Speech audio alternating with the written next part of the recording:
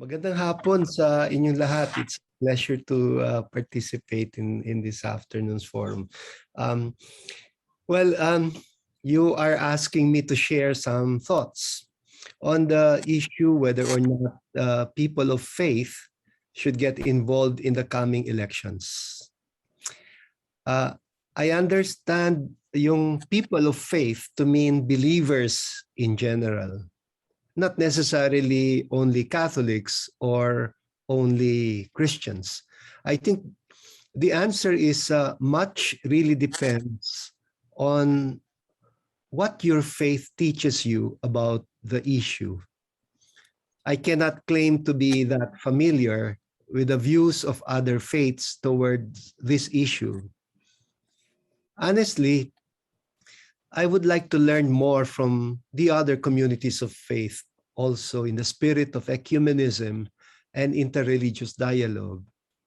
And you know, of course, that Pope Francis advises all Catholic Church leaders to be open to ecumenism and interreligious dialogue. That is the only path to building a more humane society. But at the moment, I can only realistically answer the question that you posed to me as a Roman Catholic bishop, namely as a church leader of a specific community of faith, which is Roman Catholic Christian, with due respect, of course, for other communities of faith and other Christian churches. Well, in the Roman Catholic tradition, we have what we call the Catholic social teachings that include teachings on politics as an essential aspect of societal life. Working for the transformation of society in all its aspects is presupposed in the Catholic social teachings as part of the mission of a Christian. Kasi we take it for granted that we do not exist for ourselves. We exist for the world. We have a mission, and that mission is for the renewal of society. So how do we understand politics in the Catholic social teachings?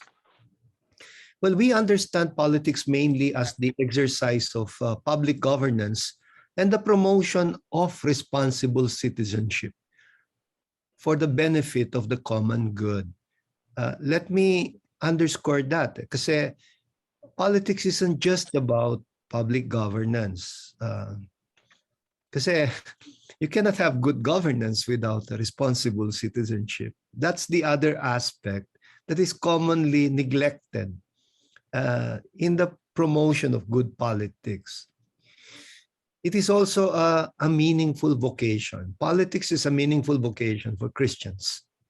Needless to say, we presuppose the need to be involved in the coming elections because the election of our government leaders is one of the important aspects of our involvement in the political life of our society. And we should be involved.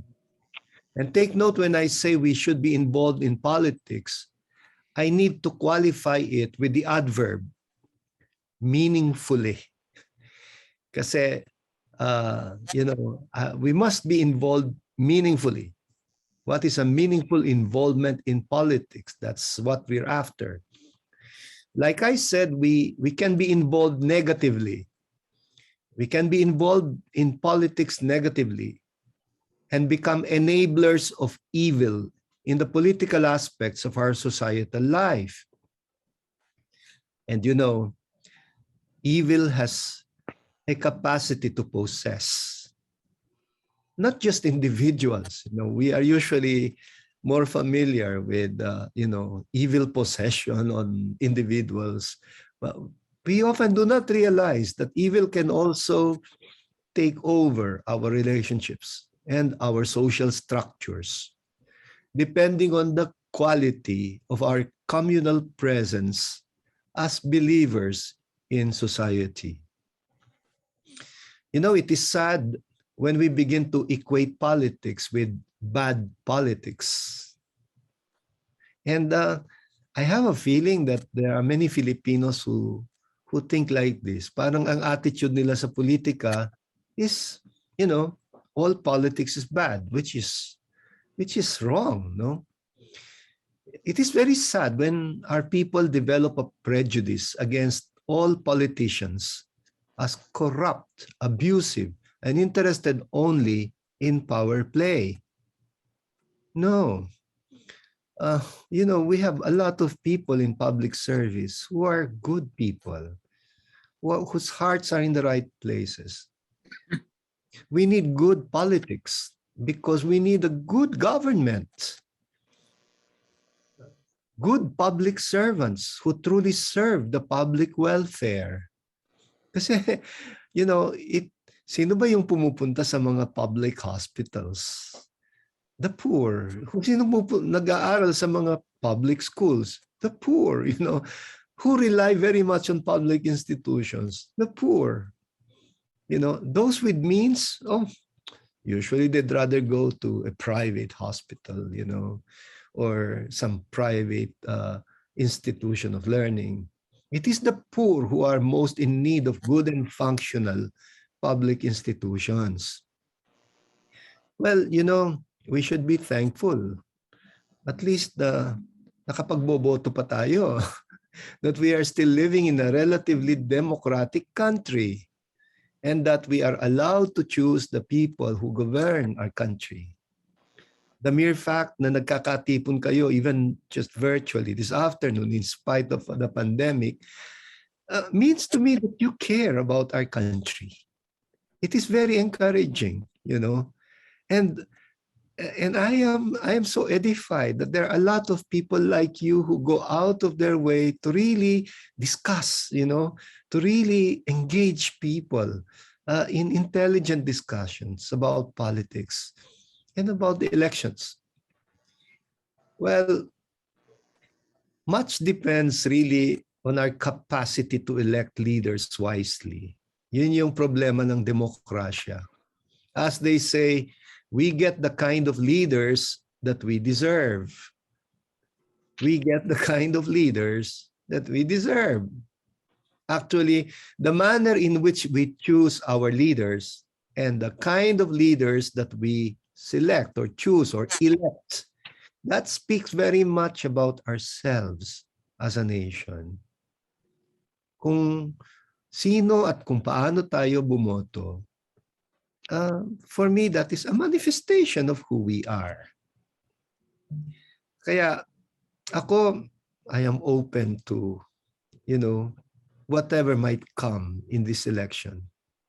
We may not be satisfied in what the result of the forthcoming election, but it will manifest who we are.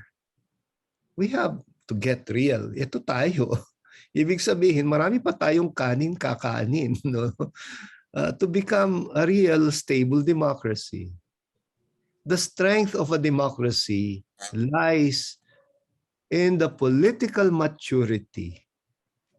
Let me emphasize that. The strength of a democracy lies in the political maturity, not just of the candidates, but of the electorate as well. The electorate as well. Many times nga, we actually end up wasting good and mature political candidates when the electorate is not politically mature. Di ba? Hindi ba kayo nang hihinayang sa madaming dumaan na mga kumandidato na ang galing? Yung ganun ba na they are the leaders we never gave an opportunity, Many times we end up wasting them when the electorate is not politically mature, such as when they expect their leaders to act as patron, patrons, rather than to perform their proper roles of governance as they should. Kaya nga, tingnan mo, marami sa ating mga kongresista, patron ang tingin nila sa kanilang papel sa lipunan. Kaya ngayon, nagkakandara pa sila na magkaroon ng pork barrel, Kasi sa ganung paraan lang sila makakapag-play patron, when in reality, the real role is to legislate. And if our people are not aware that that is the proper role of a congressman, of a legislator, parang mali yung expectations kasi politically immature ang ating electorate. Why should we value our right to elect our leaders? Well, try asking people who live in countries where people are not allowed to choose their leaders or not even allowed to say anything against their leaders, even when they are already abusing their authority. Gusto ba nating magkaganyan tayo? Hindi. Madami na tayong dinaan ng ganyang klaseng gobyerno in the past. We don't want to be there anymore. Most modern societies nowadays are inclined towards democratic models of political governance as the one that's most suited for the pursuit of the common good. So meron ng, a latent bias for democracy in the pursuit for the common good. Democracy, however, has many forms and also has its limitations. It takes a long, long time to come up with democratic institutions, mature democratic institutions. And it takes a short time only to destroy them, by the way. It takes a long, long time to build them and a very short time to destroy them. It takes a long time to have a stable judiciary, an effective legislature, an efficient and functional executive government offices. In this regard, we are actually still a relatively young democracy. Ang Pilipinas ay isang bagito, batang-batang demokrasya. We are a greenhorn as a democratic country. We are still reeling from almost 4 centuries of colonial rule. Masyadong malalim yung ating undemocratic experience, 4 centuries of colonial rule by the Spaniards, by the Americans, and then the Japanese came. And we had more than a decade of dictatorship. And our young people, are not even fully aware of it. Those who do not know history are doomed to repeat it. And it looks like we're there all over again. And we are in a state of panic because we realize that we probably have not communicated well to the younger generation. Many of them do not even know what happened in 1986. Many of them are not familiar with the dark days of dictatorship. Many of them do not know that we lost democracy for more than a decade. Many of them do not know that there was a time when we did not enjoy a freedom of expression. Many of them didn't know that ang legislature for a long time was just a rubber stamp, So, wala sa kamalayan. So, marami din tayong kakulangan eh. Hindi tayo nagtuturo. Tapos, we just allow the textbooks to be written for the children, by people who rewrite history their own way. So, it has only been 35 years since we regained and rebuilt and restabilized democracy. Magbilang ka from 1986. It's only been 35 years para tayong mga bata na natutong lumakad ulit. Or para tayong isang healthy person na na-stroke at kinailangang ma-rehab to stand on our feet again. And so, our democracy now is not perfect, but we have to learn to value it as a great blessing. I think kung ang kausap ko, ka-generation ko, madali kung makonvince sila that democracy is a blessing. But I wonder about young people. It is not perfect, but it is still a work in progress. Much depends, as I said, on the maturity and the capacity of the citizens, the electorate, to participate in a democracy. A not so mature electorate can be easily corrupted by the politics of patronage and made to favor mainly the interests of the ruling elites. You know, it can also succumb to the politics of populism. Ayan, ako, isang malaking disgrasya sa demokrasya kasi populism rides on democracy. Populism caters to the public resentment and public discontent for the imperfections of the institutions of democracy. At totoo namang marami tayong discontentment about past democratic leaders. Pero kapag nag-swing tayo to the opposite end at nag-react, we might end up, throwing away the baby along with the bathwater. Parang yun na yung ginagawa natin ngayon. That is why other countries are now experimenting on various models of democracy, precisely to make our democracy, our institutions, less vulnerable to co-optation by counter-democratic forces.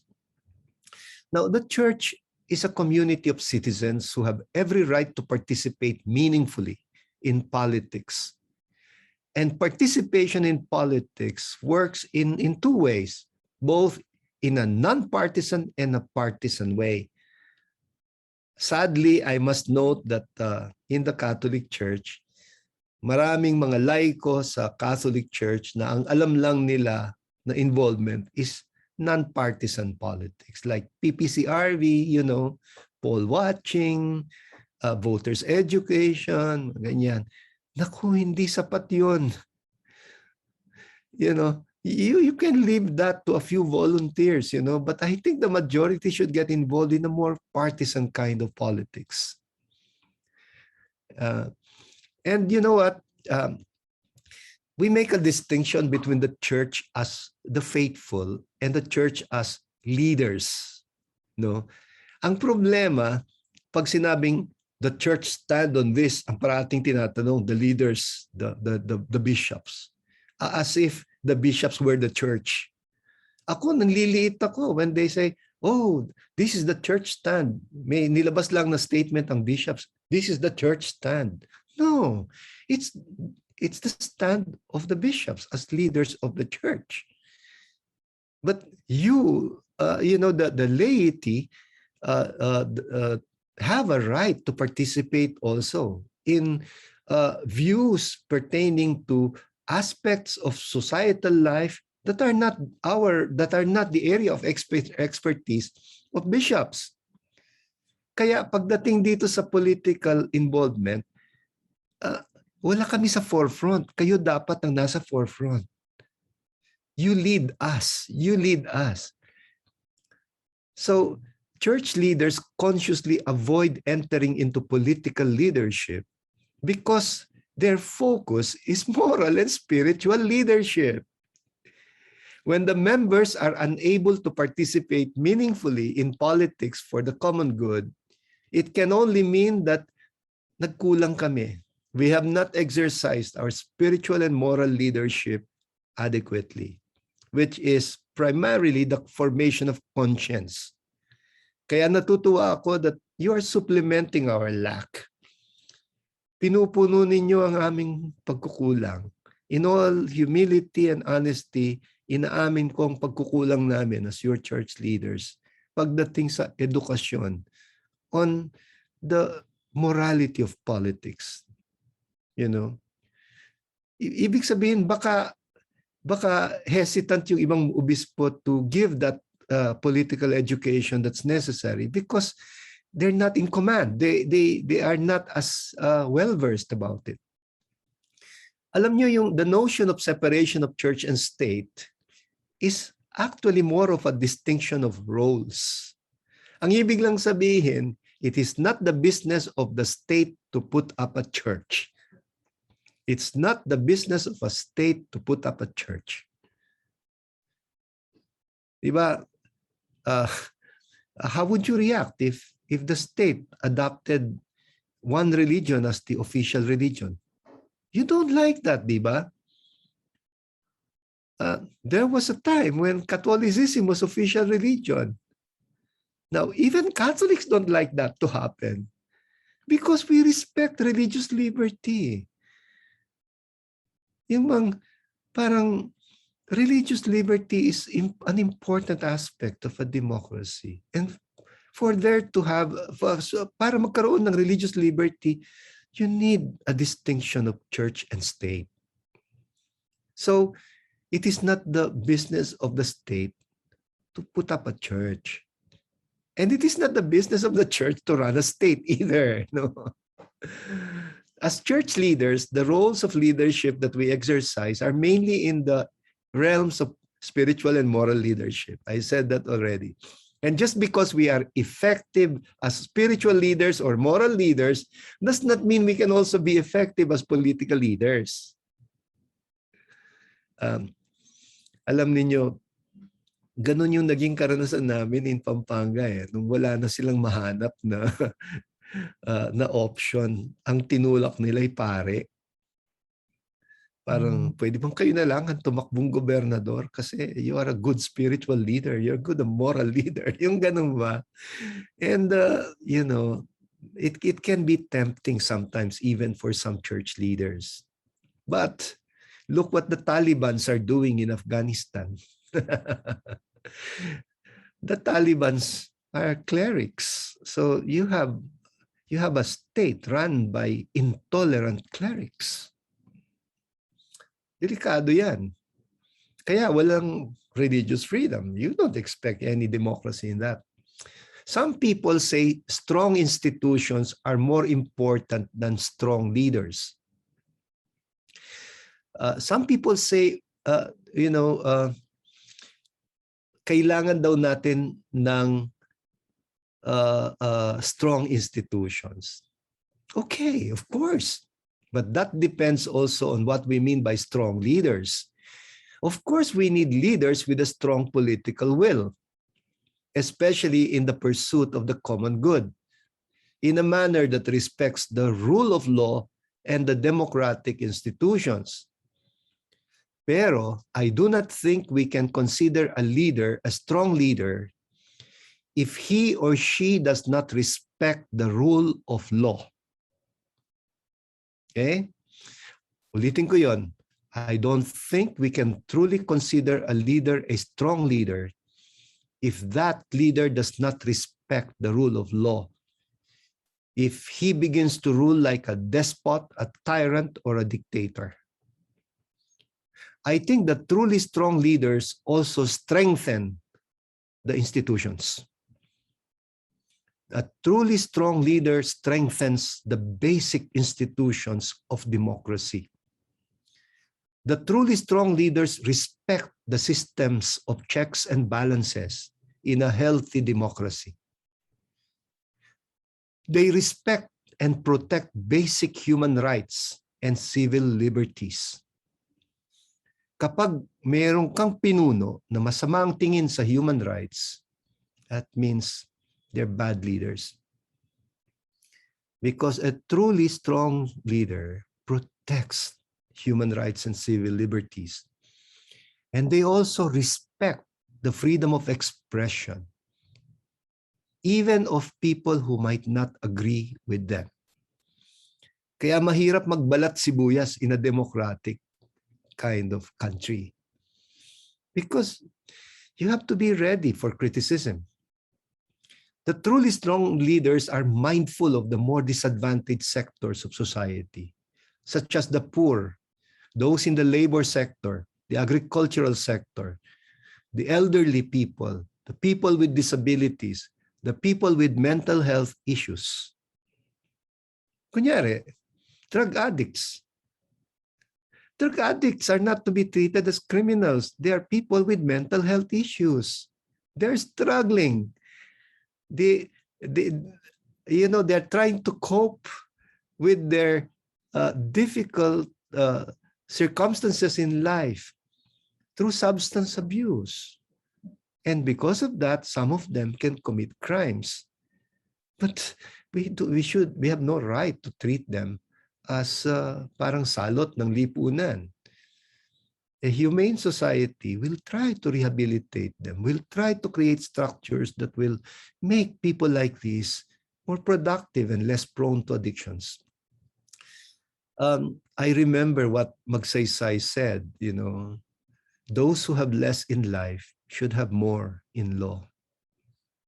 Those who have less in life should have more in law. Finally, good leaders do not make themselves indispensable. They are not indispensable. They know when to fade away and turn over the torch to a new generation of leaders. Look at Cory Aquino when her time was over, when her turn was over, she passed on the torch, Good leaders do not rule, they lead. They do not act like kings. They do not need to use force or intimidation or threats in order to lead a country. They're not insecure. They lead by example. They inspire. They edify. They motivate people around a common vision and mission. I'd like to end with Fratelli Tutti and some reflections of Pope Francis in that important social encyclical where he re-emphasized the importance of politics in society, good politics. Sabi ni Pope Francis, he devoted one whole chapter, by the way. The title of the encyclical is Fratelli Tutti, to all brothers and sisters. Chapter 5. Chapter 5 is entitled A Better Kind of Politics. Politics in its more positive sense, meaning politics that is truly at the service of the common good. And there he speaks about that kind of politics that truly empowers the people for the pursuit of the common good and the defense of the most disadvantaged sectors of society. A politics, he says, that aims to build a civilization of love. And he talks about social charity and political charity. It is not enough to exercise personal charity to the poor, Sabi niya, we have to learn to exercise social charity and political charity by aspiring for, institutions that really represent compassion and justice. Political charity takes flesh in popular movements that do not just work for the poor, but work with the poor. Do not patronize the poor. Listen to them. Even when, sometimes we probably, kasi we have that tendency to patronize them and say, oh, they're uneducated, they do not know better. Yung ganun. This is a wrong attitude. A practitioner of political charity, according to Pope Francis, refuses to treat the poor as mere beneficiaries of welfare services, but rather as participants in building a more just and a more equitable society, one that presupposes the dignity of all human beings, one that works most of all for the integrity of creation. Hanggang doon na lang. Salamat po.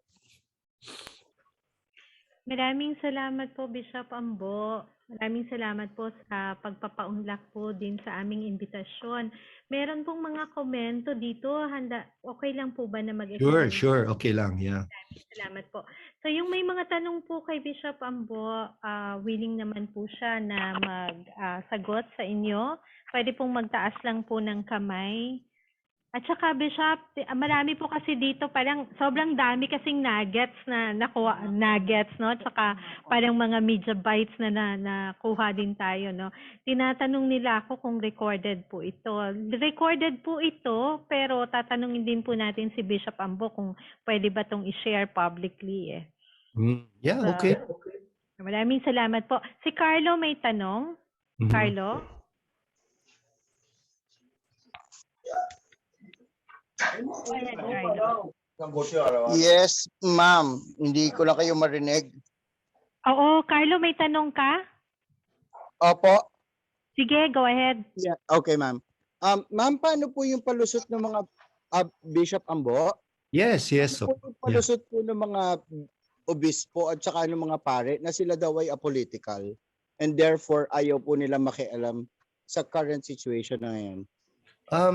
You know, that is very saddening. Sorry kung may ganyang mga pare o obispo, pero ako, malinaw sa akin na sa lahat ng pagtitipon namin sa Catholic Bishops Conference of the Philippines, sa aming mga plenary assemblies, we take very seriously the admonitions of Pope Francis. Pope Francis has taken a good lead, you know, and very extensive ang Catholic social teachings on good politics, promoting good politics, you know. And we even came up with a pastoral statement, you know, on exhorting on our church members, our laity to get more actively involved in politics. Kaya lang syempre, yung involvement in politics depende din yan sa how well informed our people are, no? Kasi sa mga problema talaga natin is education, information, you know. When we're not properly informed about the social issues, naku, hindi magiging ganyan ka-meaningful ang involvement natin sa politics. And sadly, kasama na rin kami doon kung minsan, you know, it is possible na baka may mga pare dahil ang focus talaga nila is religious or moral and spiritual leadership, akala nila hindi na kasama doon sa you know, in the equation ang societal life, ang political life, which is wrong. How can you practice moral leadership if you cannot comment on the morality or immorality of certain you know, political approaches or methodology, you know? So siguro yung ibig nilang sabihin, yun yung hindi kami magbibit-bit public ng mga specific na kandidato. Siguro yun ang ibig nilang sabihin, no? But we will not discourage the involvement of our laity in partisan politics kahit magbibit publicly ng kandidato. Pero kami, we try to restrain ourselves from doing that, no? Why do we restrain ourselves from doing that? Because pagtapos na ang politika, lahat naman kasama sa kawan ng simbahan, di ba? Parang we have to be symbols of unity. And that's the reason why, you know, pagtapos na ang politika, you know, we try to get people still to act together even if they don't agree with one another politically, you know. Ayun yung dilemma siguro ng ilan sa mga kaparian. But I think they have to be told to read a little more about the Catholic social teachings. Baka kulang lang sila ng impormasyon. Maraming salamat po, Bishop Ambo. So, si Dr. Maggie meron daw pong komento. Salamat po, Bishop Ambo.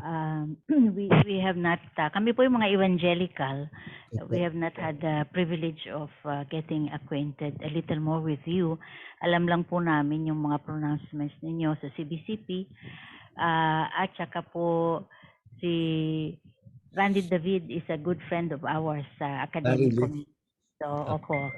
So, we were happy na kasama po namin kayo dito. Yung pong sa idea po ng political at saka yung social charity at saka yung personal na charity. Maganda po na from the Protestant side, meron pong stream ng theological thinking that says na dapat mas mas mahalagang tingnan yung presence ng principalities and powers sa mga structures. Yeah. Kasi there is such a thing as organized injustice, systemic Yes. na injustice. Yes. Pero kagaya rin po sa mga evangelical, kasi mahilig lang din sila sa emphasis sa personal. Yes po. Which is a good thing. Mayroong idea ng personal salvation. Kaya lang, yun na nga po, maganda po yung emphasis ninyo ng institutionalized and organized injustice, which means na merong mga demonic din na principalities and powers that have entrenched themselves. And so they are able to perpetuate themselves institutionally. That's true. Mahalaga po na tema yun ngayon sa amin sa mga evangelicals. Kasi nga, for a long time, kagaya rin po ng mga Katoliko, mahilig lang kami sa personal na charity and so on. At yung isa po na nasabi po ninyo tungkol sa yung democracy, actually matagal na panahon bago ma-build, no? Pero ang bilis sirain. Yung pong ako po kasi ay ay isang social anthropologist. Na-realize ko na nga po na hindi na natin naintindihan na yung discontent natin sa democracy as we have experienced it is actually a very small part pa rin ng experimentation. Kasi ang demokrasya nag-umpisa sa 13th century Florence pa eh. Noong 13th century, nung sila yung mga city-states. Bago pa sila naging malalaki na mga nation states noong 19th century sa panahon nila Bismarck. So, ibig sabihin, ang West took mga 5-6 centuries bago nila nagkaroon sila ng functional talaga na democracy. Itong issue ng check and balance, the rule of law, yung mga ganon. Kaya lang tayo po, yung mga decolonized countries, we actually have had only 50, 100 years of experiment sa social democracy natin. So, siguro yung discontent probably has to be addressed din ng mas mahaba-haba na sense ng kasaysayan. Yes. Nabanggit po ninyo yung issue ng walang historical memory yung ating mga kabataan ngayon. Siguro ito po ay malaking trabaho ng mga laity at ako po natutuwa na sa emphasis ninyo na trabaho ito ng laity, hindi ng church leadership. Although yung moral backbone na kailangan ng bansa probably can also be lodged at the door of the church. Medyo may nahina rin po siguro yung moral, yung public morality na dapat nanggaling sa simbahan. Yes. Pero malaki po yung resonance nito sa akin dahil ang pakiwari ko po, nasa yupo po tayo na this is the hour of the laity. Yes. At salamat po sa emphasis ninyo na kailangan na po kaming magising at hindi na po palaging humihingi ng sa pastor o sa pari. Gamitin yung aming political na and sociological na mga insights para matugunan yung mga power problems, issues of power sa lipunan. Paano po tayo sana anong tawag doon? We can walk together. Kami po ng mga laity, at saka po yung leadership, moral, spiritual leadership ng church. Kasi malaki po itong balakid na nakikita po namin from PCM as well as kami sa evangelical na talagang walang sense ng public morality ang ating mga churches. Kahit po kami sa evangelicals. Wala pong ganong katuruan. What does it mean to be really good citizens? Ethical po yun at moral eh. That's true. So, in a way, iniisip-isip po namin, how can we walk together? Ito po mga laity at saka sapagkat nare-realize po namin, kami mga evangelicals, na naharap tayo sa yugto ng ating kasaysayan. na yung mga laity should start making a difference. At Yes.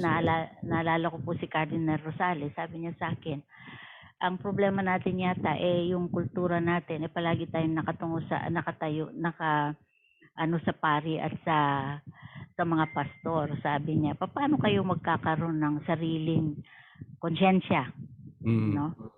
O, sabi ko siguro po magtulungan tayo doon. Salamat po sa inyong mga komentaryo. Salamat po. Actually, thank you for that, especially yung binanggit niyo tungkol sa the evolution of democracy.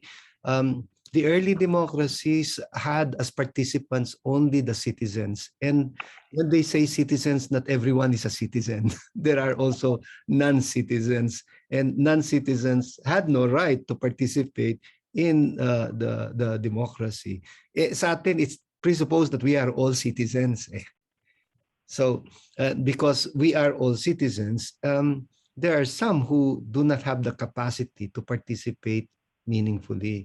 Kaya yung advocacy ng responsible citizenship should go hand in hand with the advocacy for good governance. Kasi kapag ganitong halalan na, ito lang yung panahon na nagpo-promote tayo ng good politics kasi gusto natin ng good governance. Pero we need, responsible citizenship. And you know what? I see that responsible citizenship when citizens respond to the need of the public, like in a time of pandemic, I see a lot of care for the public welfare. That is good. That we must promote that. I am responsible for my fellow citizens. I'm responsible for my country. Ako, more and more, I am encouraging our parish communities to get more involved in the barangay. Ang sabi ko, para kayong bubble, Parang you only attend to church-going people, pero how are you involved in the barangay community? You attend the barangay assemblies. Get to know the issues of the community. Kung concern nila yung malnutrition, let it be your concern. Kung concern nila yung crime prevention, let it be your concern also. Drug addiction, prostitution, cyber pornography, let it be your concern. Hindi yung tipong you're only thinking of the afterlife or yung spirituality, we are embodied spirits, and people are they often forget that. Nako, salamat po sa input ninyo. I was listening to you, and I need to be educated also. Maraming salamat po. Bishop Ambo, meron po tayong respond kasi mula dun sa grupo ng Laiko. Nandito po si Sir Jun Cruz. So may Yes. challenge tayo sa mga Laiko, no? Sir Jun Cruz? Gandang hapon po yung sa inyong kabunyian at salamat po Dr. Magay. Nabanggit po yung kahalagahan ng partisipasyon po ng laiko at this is the hour of the laity daw. Gusto ko lang po sana sabihin na sa alas 6 po ng hapon to magsisimula rin po sa Cebu yung National Laity Week at talaga pong pinagtutuunan po natin na sana po yung ma-involve sa pagpapanibago ng ating bayan ang mga laiko. Ang aking pong comment ay isang panawagan po sa inyo, Bishop, as a sign of our confidence in your leadership as the incoming president of CBCP. At the same time po sa mga kasamahan nating mga laiko leader at mga iba't iba mga evangelical and church leaders, na sana po matulungan din nating makapag-discern ang ating mga kababayan bago pa dumating yung deadline ng candidacy.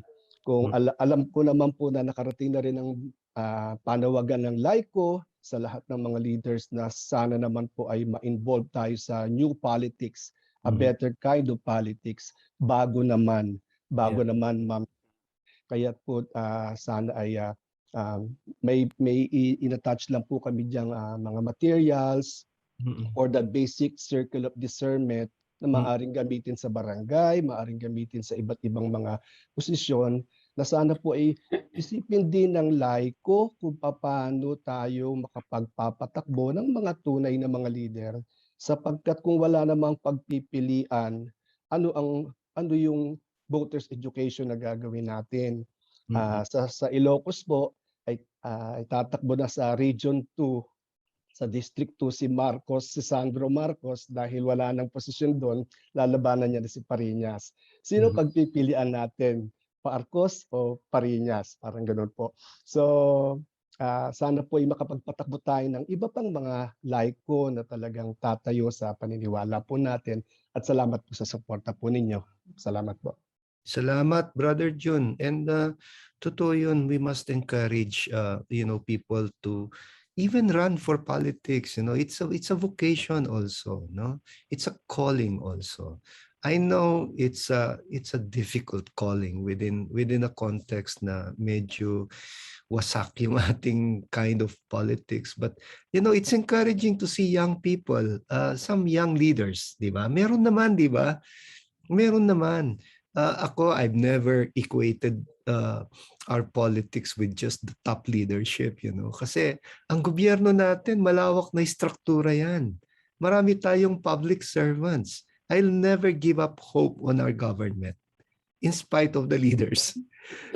We have many good public servants who are really sincerely giving their lives, for the public welfare, the common good, and silently doing their role. Na kung ganyan din sana, ma-encourage din natin. I'm saying this because my father was a public servant until the day he died. He was a public prosecutor, At alam niyo naman, the most corruptible kind of yung the prosecutor's office, hindi ba? Kasi you will judge the merits of the case before it reaches the husgado. Ako naging part ng worldview ko yung that we must never allow ourselves to be seduced by corruption. That corruption can begin with small things. Parang ganon ba? Kaya my father always told me,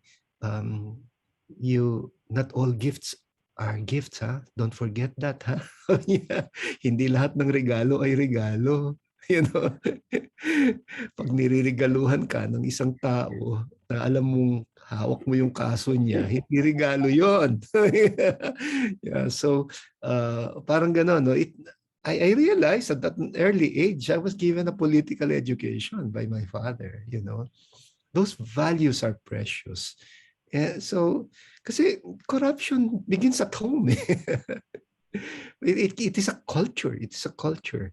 And we must fight against that culture, And lalo na, we all hear the gospel, Sana naman umepekto yung ebanghelyong naririnig natin, in our moral behavior. Yeah. Salamat, Brother John. That's very good. Thank you.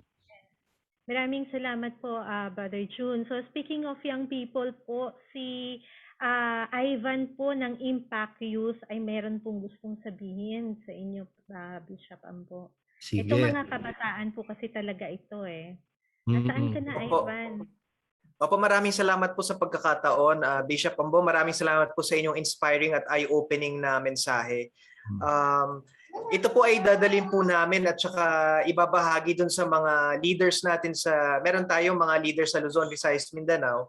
Tapos ako po bilang campus missionary din nung nakaraan, bago po ako mag full-time sa NGO work, ngayon po nag-reach out tayo sa iba't ibang church youth groups, Catholics, Evangelicals. Tapos ang ganda lang po ng mensahe ninyo na yung politics ay pag-ibig, pagmamahal, na hindi lang ibig sabihin pagiging partisan, ano. Kaya kami, kung maaari rin po na maimbitahan din po namin kayo para magsalita po dun sa aming youth groups. Kasi po, yun po ang naririnig namin sa aming mga imbitasyon na kahit voter education or registration lamang po, tayo po ay tinatanggihan kasi sinasabi po nila na ang simbahan daw po ay hindi nakikialam na kahit anong usapin or aspeto ng politika, kahit po tungkol lamang sa voter registration. Kaya ang malaking bagay po kung may imbitahan po namin kayo sa aming mga ibang pagtitipon. Yun lamang po. Maraming salamat po. Salamat. Ivan ba? Ivan? Ivan po, opo. Yeah, thank you. It's so refreshing to listen to young people like you at involved, no? Sabihin mo naman sa yung kapwa kabataan na hindi pa registered, mag-register kayo, you know. Yeah, yeah, you're not being good citizens if you don't register, you know, because your vote will count a lot, no? So I'm glad that you're exercising. Alam mo ba na ang mga most of our heroes, ang edad nila mga 20s and 30s lang. Opo. Yes po. Even Jose Rizal, he was only, I think, 35 years old when he died. You know, some people don't know that, you know. Si Del Pilar, I think he was only 24 years old, you know. It's amazing, no, na young people can change the course of history. Jesus, he was only 33, you know, when he was crucified. Up to now, we're talking about him, you know, he's alive with us, you know. Yeah. Do not let the youth, your youth be wasted, you know. Maraming salamat, Ivan. Salamat po. Marami pa pong tanong dito, pero siguro last na po si Kuya Milton, tapos si Pastor Noni na po tayo. Kasi alam ko po na gusto din po nating habulin yung isa pang misa, pero maraming salamat kay Bishop Ambo na nagpaunlak po sa atin. Kuya Milton, magtatanong pa po ba sila? Good afternoon. Maraming salamat, Bishop, for the sharing.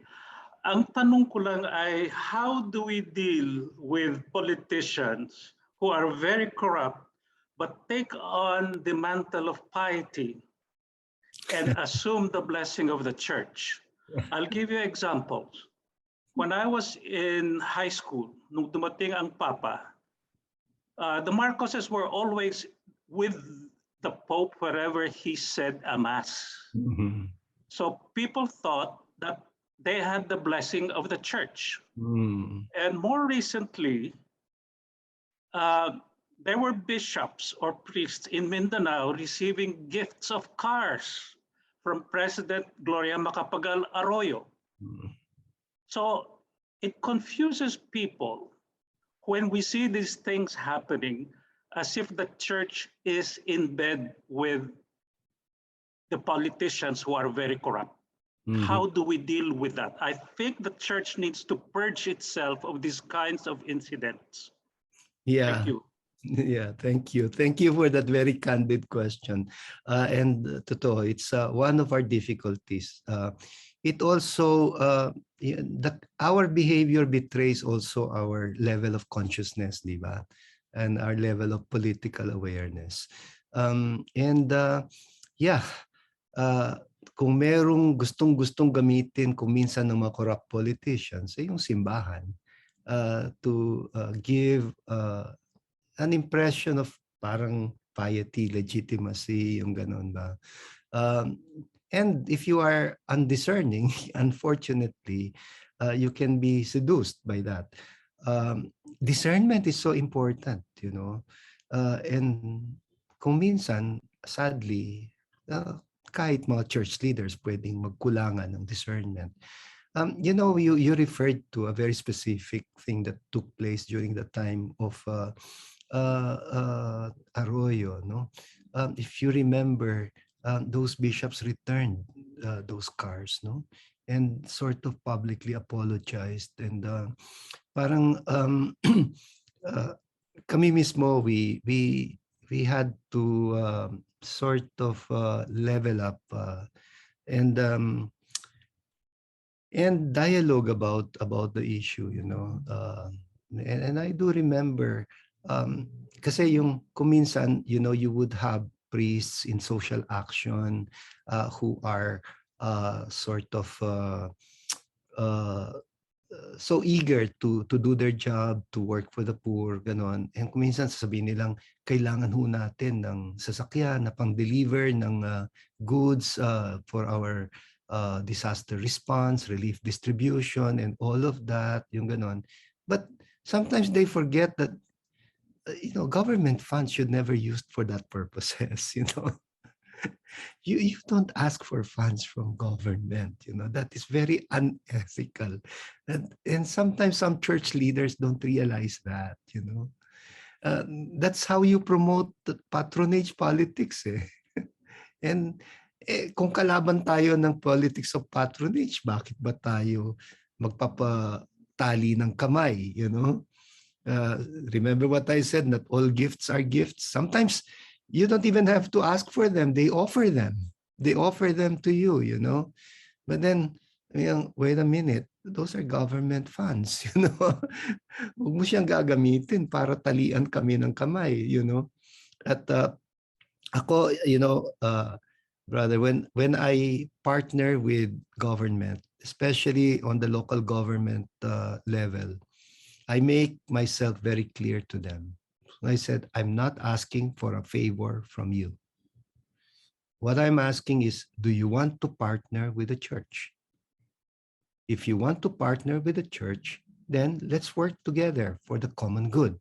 For example, malnutrition mitigation. Okay, we do our part, you do your part. We partner together for the common good. But kung magbibigay ka ng bigas, hindi mo sa amin binigay yun. You gave it to the poor. You only partnered for the project. Don't play patron to us. You get doon kami vulnerable eh. Sometimes because you are so eager to fulfill your pastoral duty or your pastoral work, you don't realize that parang you're going overboard, meaning you are committing something unethical, no? We emphasize that now. Kailangan din namin talaga ng political education. And we've gone a long way after learning from our own mistakes too. Yeah. Maraming salamat po. So yung marami pa pong mga katanungan, sa Facebook page din po kasi natin, merong tanong. Hil Garcia, siguro sa susunod na pagkakataon na natin ito masasagot. Wala na tayong oras sa ngayon. Maraming salamat po muli, Bishop Ambo. Ngayon tatawagin ko lang po si Pastor Noni para po sa ating response. Magandang hapon po sa inyong lahat, mga kapatid kay Kristo.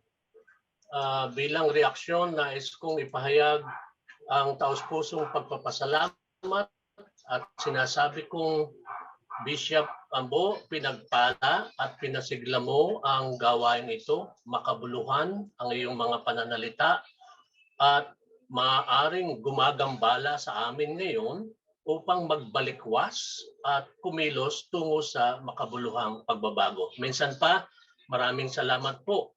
It's a good way to ask us na whether people of faith should involve in politics or in the coming 2022 elections. Mahusay po na pagtatanong o tanong pagninilay ito na nilinaw ng inyong mga sumusunod na pahayag, especially when you delved on precepts from the Catholic social teachings on ecumenism as a path to build a more humane society, the precept of working for transformation of society as part of Christian mission, and that we exist for the world, for the renewal of society. That this is not just about public governance, but of responsibility of the citizens, that we need good politics, good government, and good citizenry to serve the poor and participate in meaningfully in politics. And of course, the kaisipan na humahamon sa amin that we don't want to be in the past anymore. Para sa akin pa, we ought to learn from history than repeat it.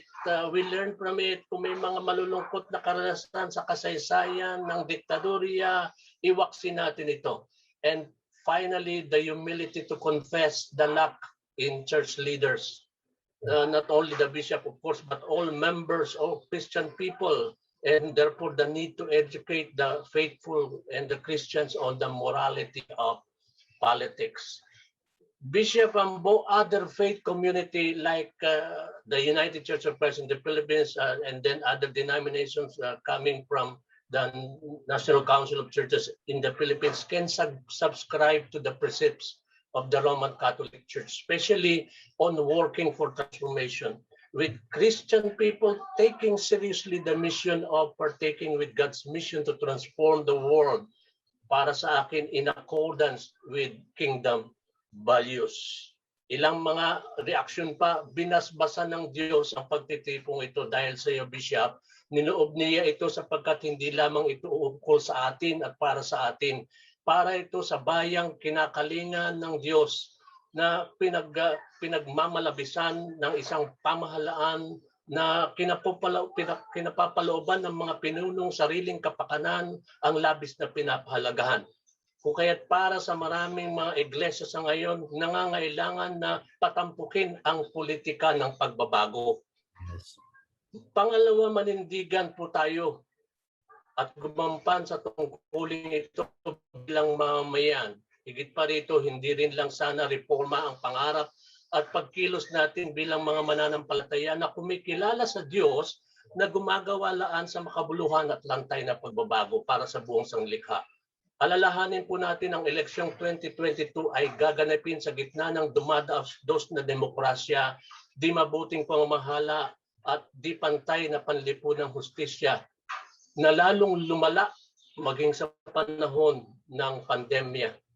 Ika-4, ang halalan sa Mayo 2022 ay marapat na magbukas ng pagkakataon sa ating lahat na botante na papanagutin ang mga lider at hilinging patapukin sa mga pagtatalakayan at pag-aaral ang usapin hinggil sa karapatang pantao na binigyang diin ninyo sa amin. Ang buhay na may dignidad, malaya sa hidwaan at pagpawi ng pagsasamantala ay isang bagay na kailangan nating aktibo at sama-samang isinasabuhay. Ika-5, ipanawagan natin sa mga tao na pumili ng mga namumuno na kilala sa kanilang mabubuting gawa at may dignidad, nagpapamalas ng kanilang paninindigan at higit sa lahat kalinga sa mga taong kapuspalad dulot ng di pantay na sistema, ang mga mahihirap pinagsasamantalahan at iba pa. Sa huli, Obispo, nababanaag, nais kong sabihin bilang reaksyon na ang nababanaag na ang liwanag para sa mga mamamayang nabubuhay sa kadiliman. Ito ang ating pag-asang udyok ng pananampalataya. Ang ating mga pagpupunyagi ay sinasampalatayanan naming masusuklian ng pagdiriwang sapagkat nalalapit na ang takip silim sa rehimeng kasalukuyan. Pagbati ng pagpupugay, pasasalamat sa People's Choice Band ng Diyos na manlilikha at manudubos. Pagpalain po tayong lahat. Maraming salamat sa inyo. Maraming salamat po, Pastor Noni. Okay, maraming salamat muli, Bishop Ambo. Salamat po. Thank you. Oo. Napakaganda nung salita ni Pastor Noni. Thank you very much. I was so edified. Bye-bye po. Opo. Maraming salamat God bless po. all of you. Thank you. Bye-bye.